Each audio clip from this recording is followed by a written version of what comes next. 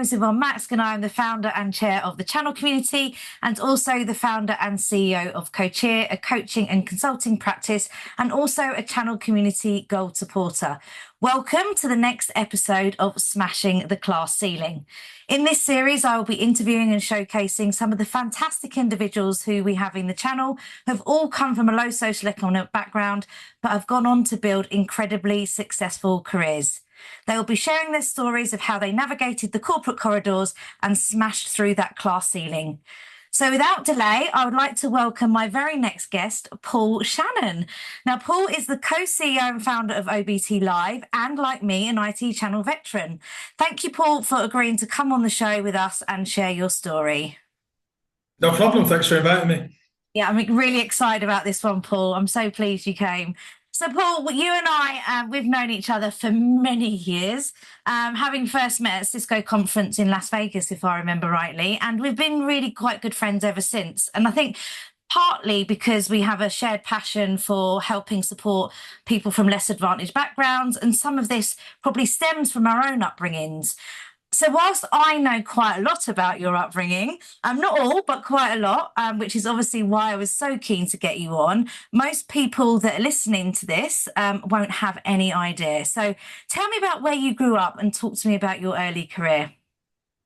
Okay, sure. So I grew up in Warrington, working class parents. My dad was a bus driver early on and managed to progress through the bus company he worked in to eventually be the ops director. I think was his final role when he retired. My mum worked part-time in Sainsbury's, but she was really a full-time mum. And my parents, well, they were and they still are amazing people. So I couldn't really have asked for more support and guidance really than I had from them. They've been amazing all the way through my life. But one of the things they did instill, and I suppose in terms of having role models, my mum was a grafter, really worked hard. She never stopped. But in terms of career-wise, I watched my dad start off as a bus driver, then work at the weekends to get more money for the family as a coach driver as well for the same company. And they never stopped. He didn't accelerate as quickly as I did. But what I could see was someone who was willing to start at the bottom and just work his way up, all the way up until, like I said, he retired as the ops director, which has certainly helped them in their retirement. Finishing in that role rather than finishing as a bus driver. But that work ethic is all we ever saw. That work ethic is something that's come across quite commonly in these chats that I've been having. I think it's instilled in all of us that have come from that background, is, you know, seeing our parents literally graft, and they're your early role models, right? So exactly. That's fantastic. In terms of early career, we always had a job. Me and my brother, we always would say, you've got to get a job, you've got to do something, you've got to earn your own money, because there's only so much money that they could generate in the jobs that they had. So anything from newspaper rounds, working in shops, even when I went to university, which I know you know the story of my university career, it didn't go very well. But even when I was there, I always had Saturday jobs, part-time jobs, because I needed more money than my parents could fund through that university. And then until I got my first full-time IT job as a support technician. Right at the very bottom of the rung. Yeah, but that was my first proper IT job, was working as a support technician on, I think, about $7,000 a year was my first entry into an area where I thought, this is a career. It might be the bottom of the rung, but this is my career now. What got you into that job? What made you apply for that, or how did you? Why IT? So that goes back to my parents as well, actually. So not for any reason that my dad didn't sort of envisage that it would flourish the way he did, but it was when he was in the office. First before he moved off the buses and moved into the office, they were getting rid of a load of old PCs.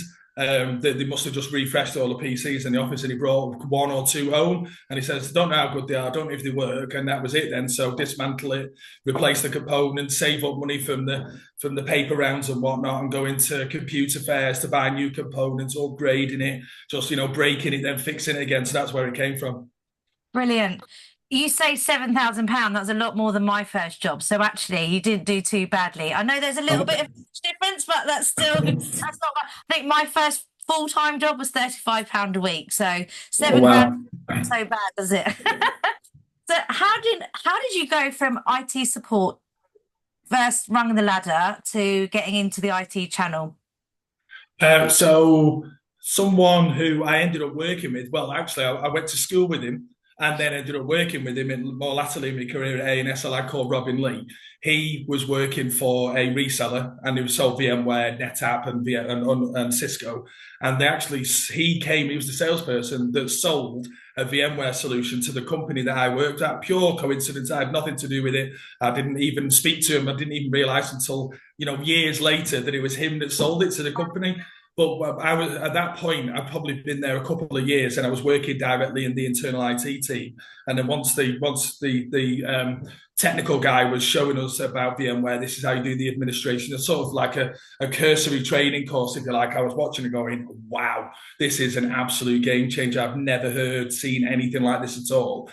And then I spent months, probably 6 or 7 months, all day in work, in the evenings, on blogs, reading and just trying to devour as much as I possibly could, because I wanted to be the person who was going to be the administrator, if you like, for that VMware environment. So I learned about the storage, learned about VMware. I just devoured as much as I possibly could. And then once I thought, and you know what, I know probably just enough. I probably know more than some of the other people in internal teams. And I want to do this for a living. I want to go and put this in at the next company, and then another company, and keep learning and learning. So then I applied for a job in Warrington, actually, for an IBM reseller. So they were a reseller of IBM, but they also did VMware installations. So that was my first foot into what you would call the IT channel, I suppose. Wow. What a journey. And the fact that you did all of that by self-learning is just testament to the fact about people put so much kudos around education and degrees, but you've not got one, I've not got one, and we've done okay. So I think, Yeah. that self-learning is so critical to our future success. And people I don't think appreciate that everything's is available to everybody. What you had access to, everybody has access to. So Exactly. you just got to have the passion and desire to do it, and something. VMware was obviously something that was quite, for you, exciting and made you want to learn. Yeah, well, the VMware had a program called the vExpert program, and even at the beginning, it was like, I don't know how I'm going to get there, but I want to become a vExpert before I move into this as a full-time job, because that's going to elevate me above other people that are applying for that job. So I spent probably 2 years learning as much as I possibly could in that journey to become a vExpert. So that stood me in really good stead when I then moved into A&S, which was what I would call my first proper channel job. Yeah. So went from the IBM reseller to A&S. How long were you Yeah. at the IBM reseller for? 2 years. They went bust, actually, in Okay. 2009. So at that point, I probably didn't think I was ready to. You might find it hard to believe that I ever think I'm not ready for something, but I was a lot younger then, and I probably thought I'm probably not ready to make the next step up into a bigger, into a bigger reseller, bigger partner. But I sort of wasn't given any choice. They went bust in February 2009, and in March 2009, I ended up joining A&S, and I thought, right, I've got the vExpert badge. I'm just gonna pitch myself really hard to the guys at A&S and make sure I get that job, and I did. Amazing. And the rest is history, which we'll touch on some, I'm sure. So what have been your biggest challenges that you think you've faced, and how did you overcome them? I suppose my attitude towards academia was a big challenge. It just wasn't for me. I didn't enjoy it. I felt like I should go to college, and I felt like I needed to go to university. But then while I was there, I just did not behave properly academically. I didn't put any effort in. I didn't try. I used university as an excuse to just have fun while I was living away from home in Liverpool. And I had a lot of fun, make no mistake. So in some ways, in terms of turning you into a more rounded individual, it did the job there. But in terms of academia, I don't regret it. I don't regret it, because where I am now, I've had an amazing journey through all of my career. But I wouldn't want my kids to, I've got a 14-year-old and a 16-year-old, and I wouldn't want them to just go to university and behave like I did. If they're going to go to university, do it properly. If you don't think you're going to do it properly, don't go at all, and go and get an apprenticeship and go and get a job or do something else. You say about the life, you had a lot of fun. And I do think life skills are something that you do learn when you leave home. I didn't go to university, but I was a holiday rep. So I think I did all my growing up because it forced me to leave the small market town with the small-minded individuals that I grew up with. And you change your environment, and those skills that you learn just by becoming independent and having to do stuff for yourself that you'd not, I think that in itself is incredibly important. So if you don't go to university, get those skills somewhere else, because I think they're invaluable throughout your career. I think personally that's, that job in itself has been why I've been successful, or been certainly a catalyst for it. So yeah, I agree. Don't go unless you're going to actually apply yourself, but Yeah. equally it is, there's lots of benefits that come from that self-discovery, shall we say, having too Yeah. much fun. And so touching on that, so obviously this is the podcast about low socio-economic backgrounds. One of the other areas, and we used to talk about this quite a lot actually at A&S with directors and peers over the years. I never wanted to send, well, I haven't sent my kids to fee-paying school. I don't fundamentally have any problem with people doing that. It's just a personal preference, but I didn't want to. And part of that is because, well, I didn't go. I went to a comprehensive, a pretty rough one actually in Warrington, and I've done really, really well. And actually, all of the people that I consider to be my closest friends, either met through work or whatever, that I've still maintained from being a kid, they've all come from a similar background to me. That doesn't mean to say I've got no friends that have, that were more privileged. But most of my friends are like that. So I just thought I don't want to send my kids through fee-paying school. And we used to have an argument with some of the other peers at A&S back in the day about, well, you don't have access to the network. And so if you talk about this biggest challenges, actually one of the challenges, I never had access to the network at all. Yeah. I just had to do it all myself. And I think that makes you, it really does make you or break you. But I think the fact that some people have it, the privileged people do have it easier with that access to the network. So that was never available to me up until I got much older. I didn't even realize it was a thing, really, the network. I didn't even know what it was. I just thought, well, this is the way that everyone has to get where they want to go. You've just got to graft and work really, really hard, and actually realize, oh, no, there are other routes to be able to become successful. And so they look a lot easier than the one I had to take. They are easier, but they're not as fulfilling and rewarding. And I think, there was some of the things that I've seen through and researched through this work that I've been doing with the Social Mobility Foundation. This is a really harsh stat, but organisations would rather pay 32% more for someone who's come from a privileged background that's part of that network of low ability than they would someone of high ability from a low social economic background. So yes, there is the network. Yes, there is the access to roles and opportunities that people from less advantaged backgrounds get access to, but it doesn't mean they're any more capable. In fact, a lot of the time they're not. They're worse because they've been entitled, they've been overindulged, they got this expectation that they just should earn a certain salary, or this confidence that eludes from them naturally, that is instilled from them from literally day one. So there's pros and cons for sure, but networking is so critical, and I don't think, like you, I appreciated just how much, and thankfully both you and I have been pretty good at it over the years, which is how we met. So what do you think the proudest moment of your career is, and why? I mean, I know you've got loads, and you can mention as many as you want, Paul, that's fine. It's career-wise, they're all of them, with the exception of creating OBT live with the business I've got now. Well, most of them will be related to being at A&S, and I think I've got a lot. I've got a few people a lot of people to thank for that, but two in particular, with Scott Fletcher and Paul Sweeney. They sort of allowed me to. They gave me a platform to say, right, you're capable of doing whatever we ask. You might not understand exactly how you're going to get to where we want you to get to, but we trust that you're going to get there. So that kind of sort of support and faith allowed me to have quite a few proud moments. I think probably the biggest was turning A&S from an old school reseller, if you like, into a managed service provider. With my current business partner, Chris Hodgson, who I brought in at the time when we were doing that, we did a really, really good job of that. And then more latterly, the MSP into a cloud service provider as well, because we had no right to undertake that and pull it off, really, because of where we were. We were selling hardware. We were selling exclusively hardware, and just overnight it's like, right, we've got to make this journey, because we are going to become usurped and become irrelevant with the other great companies out there, the likes of CDW and Softcat. They're a machine, and we just didn't want to get eaten up by this machine and become irrelevant, so we had to do it. And in making that move into a CSP, we were Microsoft finalists 2 years in a row. So that's probably some of the proudest moments. Look back at purely a career thing. I love the journey. I mean, I was privileged to witness it. Was it Burn the Boat? Burn the boats, yeah. Burn the Boat. Well, people are Although, still talking about it now, so it must have been love good. it. Burn the boat.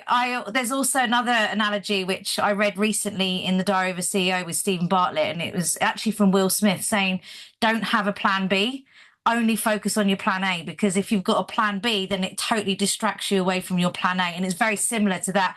There's no other choice here. This is in. We're all in or not. So Yeah, no, and it paid off. So congratulations, and yeah, you've won thanks. awards off the back of it. So incredible.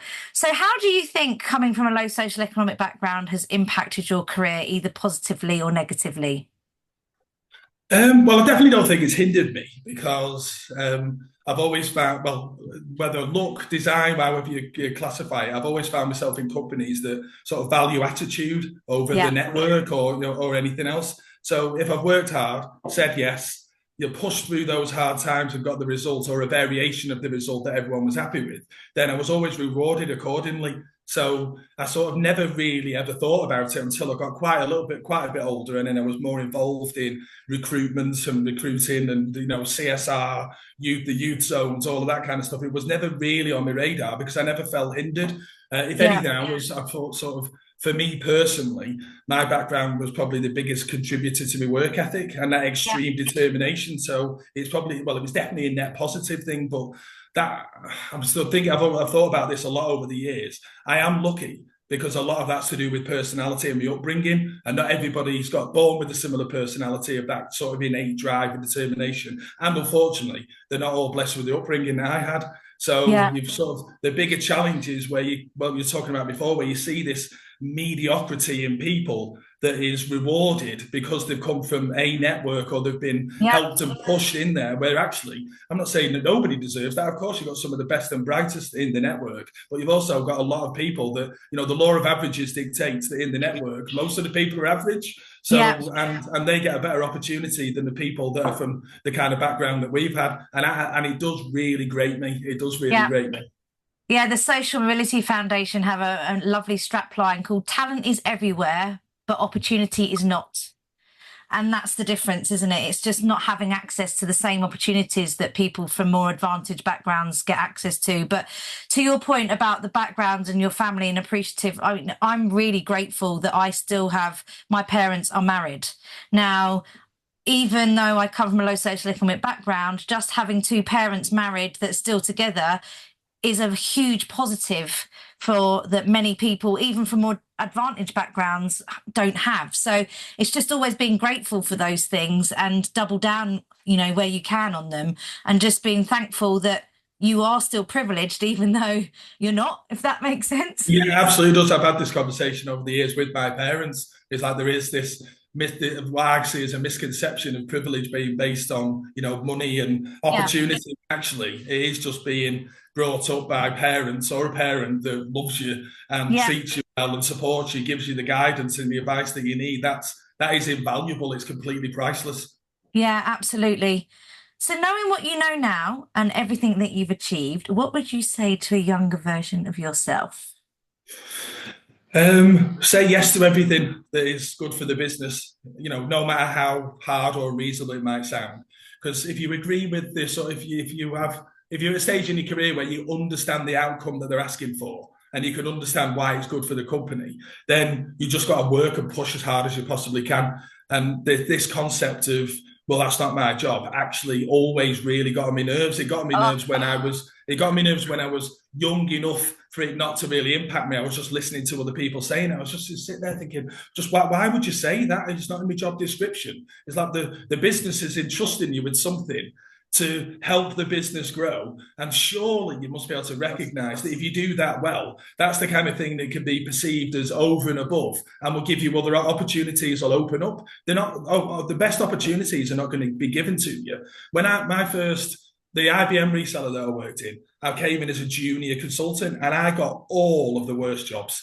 Yeah, you're you're the last in, so you're going to get all of the rubbish jobs, the ones that nobody else wants. I thought, well, if I don't prove myself on these, I'm never going to get the good jobs. And if I sit here and moan, I'm not going to have a job at all. So I just take those rubbish jobs and just go, right, I'm gonna nail these jobs. I'm going to do them with a bow on top. I'm going to go back and show, right, I've done this job and everything's working. Nobody else wanted to touch it, and I've nailed it. So now I want, maybe not the best jobs, but I want the medium jobs, and then eventually you'll get access to the best jobs. So I just that'd be my advice to me, the younger me, or a younger, to my son and to my daughter and to my grandkids when I'm old enough. It's like, unless you look at it and go, I just don't understand why they're asking me to do this at all. Just say yes to it, because it can only open up more opportunities.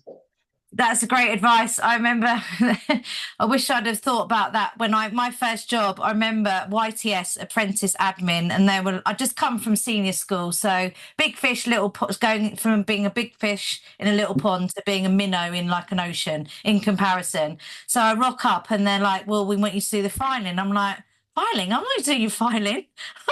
That was my attitude, and that soon Yeah, got beaten out of me. I went home and mum goes, you go and do the filing. So I yeah, went back the next day with a fresh perspective. Not only did I do the filing, they had a brand new filing system. It was I read all the labels, I typed it all up. If I'm going to have to do the filing, it's going to be the best filing yeah. With a system they're bow on ever going to top. have. Yeah, with a bow on top. Always with a bow on top, really. You just Always with got a to. bow on top. Yeah, love it. So, what support and help do you think that companies could be doing to help individuals from a low social economic background? Do you know, I've talked about this with peers over the years, and it isn't hard in tech. I don't think it really isn't difficult to do.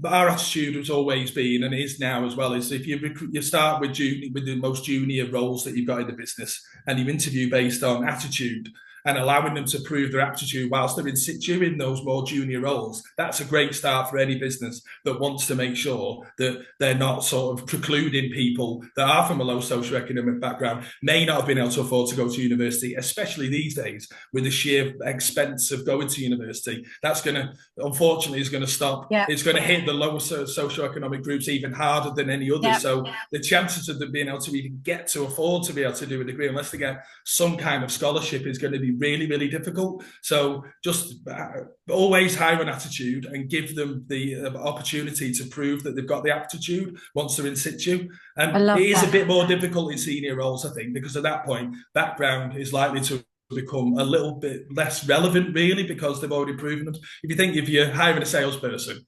in a relatively senior position, it is more difficult. The main focus is what's your proven track record? Have you Yeah. been hitting your target? So at that point, you don't really care. It's not on your radar. You're certainly not going to put a junior person into a senior sales role. But if you're recruiting for a junior sales role, you should always go for attitude first, because if they've got the right attitude, they'll apply themselves and they'll prove themselves. So I Yeah. don't think it's that difficult in a tech company No. at all. I think people make it sound a lot more difficult than it actually is. No, and it's something that you've always been proud of doing, and that's part of your success in all your organisations because of your attitude to it and the way that you've attracted talent from different walks of life. So, kudos to you for doing that. When you say junior positions, would you say just bringing the young talent into those junior roles, or people that are changing career as well, like that maybe they've just never done that role before? Yeah, so we're junior role rather than junior person. Perfect. So Great. yeah, well, Okay. Yeah. we had a scheme where we did work with people who were changing job roles completely, and we worked with Yeah. an outside agency that was specialising in. It was sort of a pseudo public sector organisation that was helping people change careers, and we actually hired quite a lot of developers that were in relatively junior roles, and they were in the late 30s, 40s, and in some cases early 50s. And so some of those people actually they've accelerated through the business because they've already lived life. Yeah. They've got a load of life experience. They've got work experience that might not necessarily be seen as immediately relevant to the development role or whatever role they were taking, but actually it helps them make better decisions on a day-to-day basis that a really junior person hasn't even learned how to do yet. So yeah, I'm Yeah. talking about junior role, not necessarily a junior person. Yeah, I love that. That's absolutely spot on. Thank you. So, what one piece of advice would you give to someone from a low social economic background who is trying to navigate a career in the channel? Uh, So if this is your first role or your first entry point into the channel, start at the bottom, wear your backside off, and just keep progressing. Don't say, like I said before, don't say this is not part of my job. If you're being asked to help to do it and it's going to help grow the business, they are the tasks that are almost always where personal growth comes from. And if you're growing personally, any half decent leaders will recognize this person is adding a load of value. And anybody who is in a growth business, leading a growth business, they just look at people and go, they're adding a load of value, get them out of that role now and give them some more responsibility, help put them in a role where they can sort of value creation roles. And that doesn't necessarily mean sales or a director level. Value creation can be done at all different levels in the business. And if you're saying, yes, I'm going to do this, I understand why it's important to the business, any decent leader will recognize it and keep pushing and pushing and pushing.